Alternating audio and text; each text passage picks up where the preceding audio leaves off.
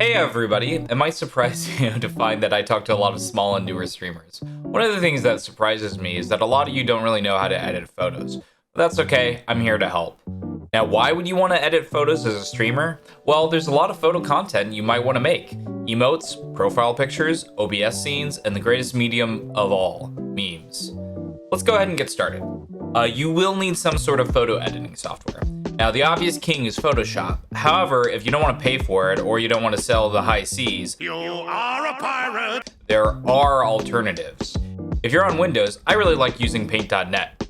If you're on a Mac, then I don't know since I don't use Mac. For this video, I'm going to be using Paint.net, but the concepts will pretty much be the same regardless of which software you choose. Here's the deal, guy. 90% of what you're going to be doing is making things transparent. Transparency is helpful because it doesn't cover up what's underneath. You can use this to create layered masterpieces like ogres. Ogres have layers. Getting really comfortable with transparency and layers will lay the foundation for video editing, but that's another video. Now, imagine you're a retro gamer and you want to make a new OBS scene. You want to have your gameplay be in an old-timey TV. This is actually not too hard. All we need to do is hollow out the TV, then we'll put our gameplay underneath and we'll be good to go. So let's bring our picture into the photo editor. First, we'll select the magic wand tool. Then we'll click on the center of the TV. This selects all sort of like colors, but right now this is selecting way too much. We want to select just the inside of the TV. So we can play with this tolerance slider. So if you go to 0, it only selects colors that are exactly the same. If you have it at 100, it'll select everything. So we need something somewhere in between. I think this is okay. Don't worry about if the edges are a little bit rough, we're gonna clean that up next. So once we have it selected, we just press the delete key, and this deletes everything. You see this checkerboard pattern? That's how the photo editor shows that it's transparent. Now we're gonna get rid of this stuff. We're just gonna go in with the eraser tool, and we just sort of click and drag over stuff. You can see sort of the edges are like really, really pixelated, so we're just gonna kind of like smooth those out.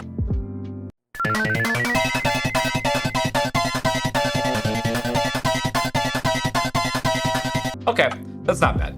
So now what we're gonna do is we're gonna save this as a PNG.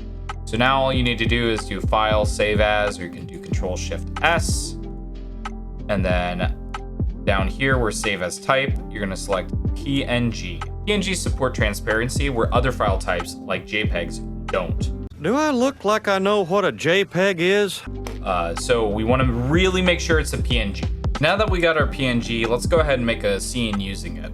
So I dragged in the PNG and the JPEG. You can see, if we look at the JPEG, it's just solid. Nothing shows through. So this is why having transparency is really important. If I show the PNG, you see the center of the TV is completely empty. All right, so now we're gonna go ahead and size everything up and just try to put our gameplay underneath. Obviously, you would want to use a picture that's a bit more wide and would take everything up, but this is okay for now. So what we're gonna do is we go ahead and lock the TV in place. And now for the Elgato gameplay, we're just gonna kind of scrunch down. But I mean, you can obviously distort or whatever. I think that looks pretty good. And that's pretty much all there is to that. All right, let's do one more example. We've been a good boy, so Twitch gave us another emote slot to fill.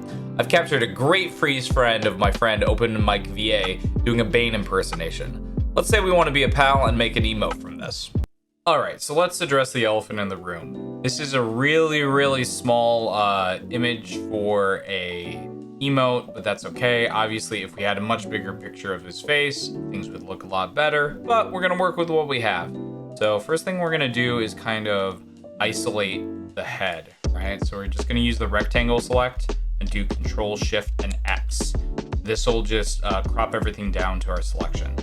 Now what we need to do is we need to get his head, because there's a lot of different patterns and this isn't really a huge image. I'm just gonna go ahead and just like kind of erase a bunch and we will just kind of isolate it that way.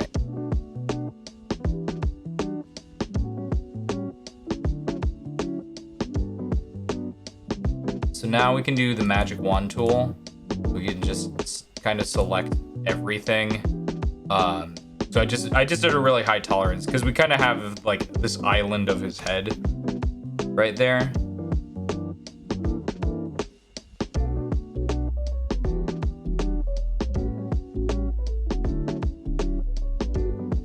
All right, so what we're gonna do now is we need to get it down to the correct size. So what I'm gonna do is I'm gonna do a new image, and Twitch's biggest emote size is 112 pixels.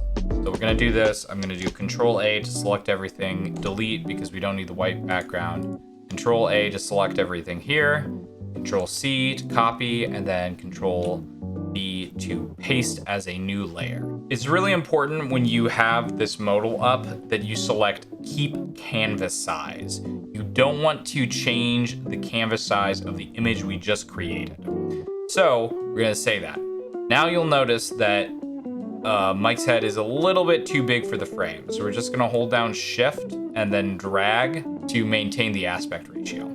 If you don't hold down Shift, he can get really, really stretched. So you wanna make sure you hold down Shift because that'll force it to be the correct aspect ratio. You wanna get his head in the center of the frame. So I just kind of eyeball it. Obviously, if you're really anal, you could figure out the exact dimensions and then do some math and all that stuff, but usually just eyeballing it works for me. That looks pretty good. So now we have two layers. We have the layer 2, which is because we just pasted that in as a new layer, and then we have the background. So you need to click this merge layer down button, so there's only one layer. If you have more than one layer, it wants to save it as a paint.net file, or if you're in Photoshop, a PSD. This can be helpful if you're sending things back and forth and you're like, I really want to make sure I have all these layers appropriately and then I can do stuff with them. But we kind of just want a final image, so we're just kind of like work with this. So I think this looks pretty good. I'm gonna save this. Open Mike VA Bane 112. I like to put the when I'm working on emotes, I like to put the dimension in the title. Yeah, we need to save it as a PNG because we want this outer part to be transparent. Otherwise, it'll be white and it'll look really... Now what we need to do is we need to resize it to 56 and 28. So we hold down Control and press R, and this gives us the resize option. So we just type in 56. Because it has maintain aspect ratio, it'll change both the width and the height. Control Shift S, it will open up the save modal, and you can change the file name to 56. Now we do it again, and we change it to 28. And that's pretty much it. Now we're ready to upload to Twitch. I'm gonna send these over to Mike, and hopefully he has a good time with them. That's pretty much it for this guide. I hope it was helpful. If you found this interesting and want my take on video editing, let me know in the comments. I'll see you guys in the next one.